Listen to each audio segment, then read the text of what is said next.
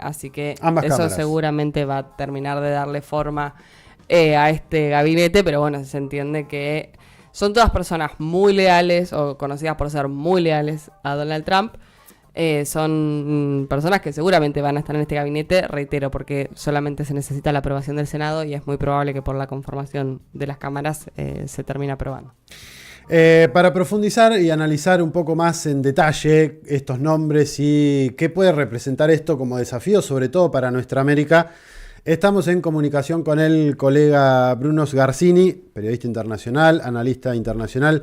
Tiene un portal donde escribe y tiene un canal de YouTube donde también hace algunas valoraciones y análisis sobre lo que está sucediendo.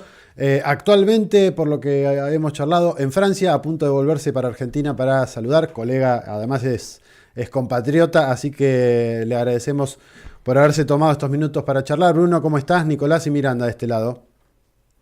¿Cómo está Nicolás y Miranda? Muy bien por acá y bueno, escuchándolo a ustedes que estaban haciendo el repaso ahí del elenco de Locos Adams que integra el gobierno de Trump. Es una especie de Frankenstein ahí donde, bueno, está desde una ejecutiva de la lucha libre, como decía ella, hasta un secretario del Pentágono que abogó por la libertad de soldados involucrados en crímenes de guerra, halcones neoconservadores como Michael Waltz y Marco Rubio en la Secretaría del Departamento de Estado en el caso de Rubio y Waltz en el máximo cargo quizás de la política exterior estadounidense como es el Consejo de Seguridad Nacional, donde se integran todas las ramas del Poder Ejecutivo para integrarlo para los objetivos estratégicos de Estados Unidos en el exterior, y una administración que alterna esto, ¿no? Los antivacunas, algunas figuras alternativas del mundo que eran del mundo demócrata, como Tulsi Gabbard, que va a estar en la Secretaría Nacional de Inteligencia,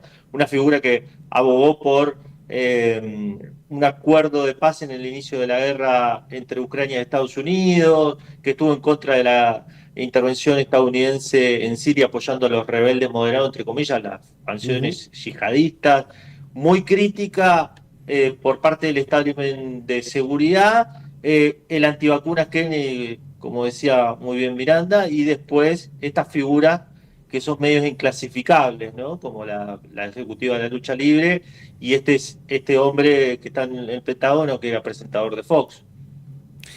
Bruno, bueno, recién decías, me parece que la primer gran definición es como es un Frankenstein. Es una cosa que es medio amorfa, que no se sabe qué puede llegar a pasar. Decíamos en la editorial, lo venimos repitiendo y es algo que venimos como masticando. De acá a enero que asuma, pueden pasar 18.000 cosas en el medio. Esto por lo menos es el primer gabinete que está mencionado. ¿Cuál crees que dentro de esta idea puede llegar a ser el proyecto que tenga Trump en la cabeza de cara a lo interno? Porque me parece que también hay una gran disputa hacia lo interno de Estados Unidos con estos nombres y con para qué cosas va a tratar de hacer. Bueno, no sé, escuchábamos hace algunas semanas que decía que no tenía que ver Ministerio de Educación directamente, que cada estado tendría que hacerse cargo. Digamos, hay una batalla interna más allá de después que nos meteremos en lo que nos toca más a nosotros, de cómo puede repercutir en el resto del mundo. Bueno, mira, empezaría con un artículo que se publicó esta semana que está relacionado a un historiador que escribió un libro que se llama El fin de los tiempos, que se llama Peter Turchin, que publica en Bloomberg, pero que yo lo vengo leyendo desde por lo menos la elección de 2016. Él plantea una teoría que es muy interesante que dice Estados Unidos está en una crisis sobre producción de sus élites. Es decir, hay tantos ricos y hay tantos poderes, tan pocos lugares de poder en su élite que eso genera una batalla intraelite muy fuerte que va compasado con una pérdida constante de bienestar social de la población. Él dice, mal que me pese, este historiador, Trump intenta representar o aprovechar la agenda de pérdida de derechos sociales abandonada por el Partido Demócrata, sobre todo en el círculo del óxido, ¿no? Donde estaban las grandes industrias estadounidenses que se fueron localizando en China. Y este grupo de ricos ha adoptado una agenda que alterna entre la conspiranoia y el mundo alternativo con una agenda libertaria muy parecida a la de Javier Milei.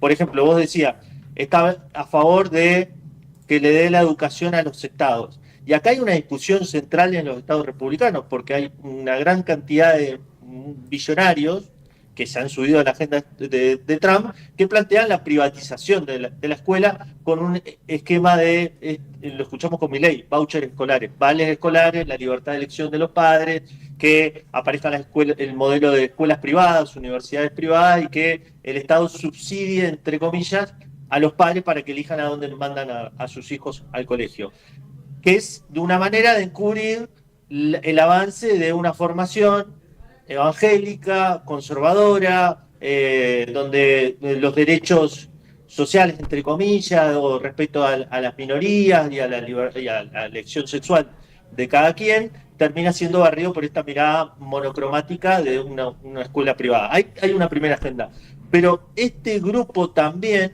tiene un interés muy específico con su rivalidad con China. Son empresarios, muchos, por ejemplo, hablamos de esta mujer de la lucha libre que está a cargo de la educación pública. La WWE tiene más de 10 mil millones de dólares de valoración en acciones, viene del mundo del entretenimiento y está intentando integrarse con el mundo financiero. Es decir, una de las principales rivalidades de esta liga era con Ted Turner de la CNN. Entonces ahí vemos claramente que hay una burguesía ascendente intentando captar porciones del mercado estadounidense. Lo mismo pasa con Elon Musk, lo mismo pasa con, por ejemplo, los empresarios de las criptomonedas que están financiando a Donald Trump para que libere todas las regulaciones con criptomonedas, y las grandes tecnológicas. Porque no está solamente Elon Musk, sino también están ejecutivos de Facebook, ejecutivos de Google, que están amenazados por las regulaciones antimonopolio del Departamento de Justicia. Entonces vemos una conjunción de una cantidad de agendas que están muy enfocadas en: no queremos que TikTok se mete a devorarnos el mercado acá, no queremos que grandes compañías chinas se metan a competirnos en el mercado acá, ni Temu ni Shein, que son empresas minoristas, compitan con Amazon. Entonces me parece que se va moldeando una agenda cuyo único objetivo estratégico es China. Pongámosle barreras comerciales a China y negociemos con el resto de los países que se han aprovechado del modelo económico de los años 70 de financiarización, es decir, que Estados Unidos financiaba su déficit comercial con emisión de bonos, y esa emisión de bonos y ese dinero financiaba a los industriales, por ejemplo, chinos, y después ellos reinvertían sus excedentes en esos bonos del tesoro. Ahora ese modelo empieza a entrar en crisis porque esta gente dice: bueno, pero eso posibilita que a mí me destruyas como privado en Estados Unidos. Entonces, esta gente viene a utilizar el poder financiero y el poder comercial para generar una nueva regla, tanto en el comercio mundial como en el ámbito de influencia de los organismos multilaterales. Y me parece que cuando vemos cómo se está moldeando, en Ucrania estamos viendo una carrera de 100 metros para ver qué negociación hay. En Israel, Trump abrió una línea para que Netanyahu firme el acuerdo de rehenes con Hamas, para que no esté ese frente abierto. Hay una agenda de movimiento que parecería ir apuntando todo a cerrar el cerco hacia China y hacia imponer costos en la relación comercial con los otros países aliados de Estados Unidos que están en su esfera de influencia. Bruno, quería consultarte, vos recién decís, bueno, parece que los ojos están puestos en China. Yo quería consultarte por la elección de Marco Rubio al frente del Departamento de Estado, porque, digo, para algunos analistas, por ahí hay algo vinculado a las huestes trampistas, ¿no?, de Florida, que concentran quizás una gran presión contra los gobiernos de Nicolás Maduro en Venezuela, de Daniel Ortega en Nicaragua, de Miguel Díaz-Canel en Cuba, ¿no?, como una gran presión, y la designación de Rubio como correspondiendo de alguna manera el apoyo de esas bases. Pero hay otros que plantean que en realidad la elección de Marco Rubio se debe a que es un halcón en cuestiones no latinoamericanas, sobre todo China e Irán. ¿Vos te inclinás más por esa segunda opción? Es que es Eso es las dos cosas a la misma vez. Es Claro. un neoconservador como Waltz, que está en el Consejo de Seguridad Nacional, que tiene matices respecto al approach, ¿no? A la aproximación. Por ejemplo, Waltz dice, nosotros tenemos que cerrar Ucrania para enfrentarnos a China, pero si Ucrania no se quiere sentar, le tenemos que dejar de enviar armas, y si Rusia no quiere sentarse a negociar, le tenemos que mandar armas a Ujú. Ucrania para que ataque a Rusia y obligarlo a sentarse a negociar. Como vemos, sigue siendo el objetivo, sigue siendo el mismo, no cambia. De alguna manera, nosotros tenemos que tener una mejor relación con Rusia. Ese es un punto. Después, Rubio está asociado fuertemente con el lobby de la Florida, y, y está muy relacionado con el establecimiento de seguridad, lo que se denomina Estado profundo, ¿no? La conjunción de estos intereses financieros, industriales, que plantean una agenda determinada a nivel internacional. Y él fue, por ejemplo, promotor de sanciones a China por el trabajo esclavo, entre comillas, en Xinjiang, promotor de la eliminación y prohibición de TikTok en Estados Unidos, o obligación de que la empresa base que tiene más acciones de procedencia china venda todas sus acciones a accionistas estadounidenses. Y así podemos ir pasando. Propone la teoría de máxima presión en Irán, lo mismo en Venezuela. Ahora, recopilando un poco para atrás, intentando verlo con más perspectiva. Con el tema venezolano y con el tema latinoamericano, a mí me parece que vuelve de alguna manera a esto que vos decías. La troika del mal, lo llamaban John Bolton en su momento, el secretario de Seguridad de Trump en la anterior administración, que era Nicaragua, Venezuela y Cuba. Eso posiblemente vuelva con el regreso de algunas sanciones. El intento en los primeros meses me da la sensación de intentar derribar a los gobiernos a través de una política de máxima presión, sanciones, operaciones encubiertas. Bueno, en Venezuela hay una operación para recolectar dinero para un envío de una misión militar con Eric Prince, el que era presidente de Blackwater, la contratista condenada por delitos de lesa humanidad en Irak.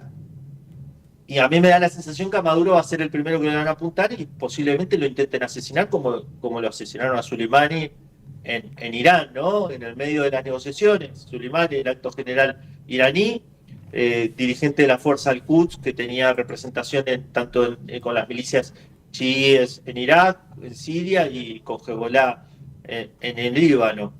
Así que me da la sensación de que vamos a ver unos primeros meses de la administración de Trump turbulentos, donde puede pasar cualquier tipo de locura. Y después hay que ver qué pasa con esos otros intereses de los que hablaban en el principio de la respuesta, ¿no? En la anterior respuesta, de estos empresarios que están llegando con Donald Trump, que no son de las empresas que nosotros tenemos en nuestro imaginario, tipo las petroleras Chevron o ExxonMobil, sino que son empresarios quizás del tercer o cuarto rango. Que hay uno, por ejemplo, que acaba de colocar al secretario de Energía, que se llama Harold Hamm, de Continental Resource, enfocado en fracking, por ejemplo, que están propugnando una agenda de energía fósil determinada, donde la verdad, la posibilidad de entrar a Venezuela, invertir sin tener grandes regulaciones, a nivel muy barato, y tener un financiamiento internacional, es una oportunidad de negocios importantísima, porque Venezuela sigue teniendo no solamente una reserva de crudo extrapesado, según los analistas, numerosa, que para el que nos está escuchando, crudo extrapesado es muy difícil de sacar porque un bitumen, o sea, es muy viscoso, entonces hay que diluirlo para transportarlo y después hay que refinarlo con muchos diluyentes. Pero tiene crudo liviano Venezuela, que es más fácil de sacar, que es más parecido al de Arabia Saudí. Y aparte de todo eso, en toda su costa marítima tiene grandes reservorios de gas, que se vendría a ser el energético para la transición hacia las energías verdes. De hecho, una de las grandes disputas de Venezuela en el Esequibo es porque tanto ExxonMobil como otras petroleras agarraron un bloque que está en la zona limítrofe y que es considerado el mayor descubrimiento de petróleo en 25 años. Ujú. Entonces, hay que ver qué sucede ahí cuando empiecen a aparecer el lobby de estos empresarios diciendo, bueno, a nosotros no nos conviene que Venezuela esté tan afuera de todo. Claro. Bruno, más allá de esto que coincidimos con esto de esta tríada, entre comillas, del mal que van a significar Venezuela, Cuba y Nicaragua, ¿Cómo crees que puede llegar a ser la relación de Trump con el resto de América Latina? Digo, por ejemplo, con Yamandu Orsi, que es el presidente electo en Uruguay, con el propio Javier Milei, porque también acá hay todo como una cuestión así como de ensoñamiento con Donald Trump, cuando Donald Trump es bastante proteccionista, por lo menos por lo que parece que va a ser su gestión. No sé si va a ser de los que facilite o que haga lo que por lo menos acá creen que puede llegar a ser, que es darle más crédito, más plata, más esto, más lo otro. Es muy complicado definir cuál va a ser la estrategia en América Latina, sobre todo en Sudamérica, ¿no? Porque separemos, ¿no? Sudamérica de Centroamérica y México y después el Caribe, que son regiones aparte. Con los países que son adversarios comerciales de Estados Unidos está muy claro que va a intentar poner costos o que tengan cierta complementariedad a su economía. Caso México, lo estamos viendo. Mm. O arreglan el tema migratorio o ponemos aranceles a los productos mexicanos que vienen a Estados Unidos. Me parece que con Brasil va a pasar posiblemente lo mismo de otra manera. Trump con los países que son fuente de migración hacia Estados Unidos va a utilizar me parece a mí, una estrategia comercial y financiera muy agresiva en función de elevar los costos para que esos gobiernos hagan algo respecto a la migración, entre comillas. Y cuando decimos algo no es dar más trabajo, no es dar más educación, sino reprimir, palo. Después, a mí me entra la duda de qué puede llegar a pasar con Argentina, porque nosotros comercialmente con Estados Unidos no somos un país complementario, pero a la vez necesitamos que haya refinanciamiento, porque no tenemos nadie que nos venga a dar refinanciamiento para nuestra deuda externa. Y en el plan económico de Javier Milei, que claramente es un plan aperturista, liberal, que ya conocemos, que está basado en recibir mucho stock de dinero, ya sea de inversión y de deuda, para sostener el modelo económico de libre mercado que quiere sostener, se necesita una buena relación con Estados Unidos. Entonces, ahí yo no sé si a Trump le va a interesar que Argentina tenga un rol más destacado en romper el Mercosur, por ejemplo. Ajá. Es decir, como ya escuchamos hablar de esto de por qué no firmamos un acuerdo de libre comercio con Estados Unidos, que eso es prácticamente romper el Mercosur, porque negociar aparte del Mercosur. Y ahí me parece que Javier Milei está dispuesto a jugar un rol divisivo respecto a Brasil. Y un Brasil que yo creo que Estados Unidos ya lo viene haciendo hace varios años, lo hizo con la operación Lavadero de Auto y con la actuación de la justicia estadounidense contra varias transnacionales brasileras, tiene un interés estratégico que es que las potencias regionales en América Latina vayan perdiendo un poco de influencia, ¿no? Porque la manera en la que está actuando Estados Unidos es prolongar de alguna manera su imperio, o sea, su dominio económico, en función de quitarle las porciones de mercado e influencia que tenían otras regiones con la globalización. Lo estamos viendo en el caso europeo con el tema de la energía, pero en América Latina, como te decía, lo vimos con este ataque tan fuerte a las transnacionales brasileras. Entonces ahí es la duda que me entra a mí, si no podemos convertirnos nosotros de alguna manera en una base para romper a otros países también de América Latina. Bueno, ante todo habrá que estar atentos de acá a enero que pasa, antes de la asunción de Trump y posteriormente a la asunción de Trump, cómo se va desarrollando todo. Así que gracias por habernos compartido este análisis respecto de qué puede llegar a suceder hacia adentro de Estados Unidos y qué puede llegar a suceder hacia afuera en los Estados Unidos con el nuevo gobierno de Donald Trump a partir de enero del año que viene. Gracias, Bruno, y bueno, a disposición, los micrófonos siempre abiertos aquí en Marches Gigantes. No, gracias a usted por el tiempo y bueno, hablamos en otra oportunidad, seguramente. Hasta luego. Abrazo grande, Bruno, gracias. Charlábamos con Bruno Sgarsini, colega periodista y analista internacional. Tiene su propio Substack, así se llama esta plataforma, que han encontrado muchos analistas en distintas partes del mundo para sortear los canales tradicionales donde tenés que pagar y demás cuestiones. Bueno, en esta tenés la opción de tener un canal pago o un canal gratuito. Si quieren seguirlo, brunosgarcini.substract.com. Ahí deja sus análisis. También ahí tienen linkeado su canal de YouTube y demás cuestiones donde pueden disfrutar de este y de algunos otros análisis.